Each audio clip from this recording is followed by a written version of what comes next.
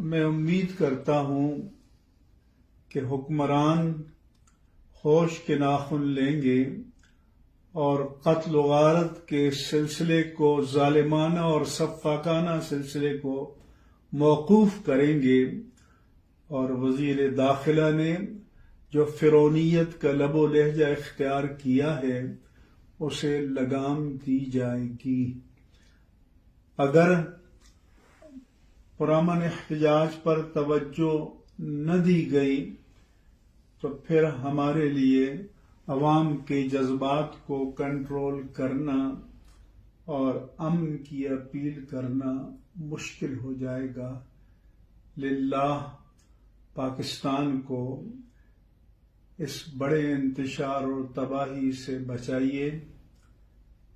اور جنہیں اپنی طاقت پر ظام ہے انہیں میں متنبہ کرتا ہوں کہ رب ذوالجلال سے بڑھ کر کوئی جبار، کوئی قہار،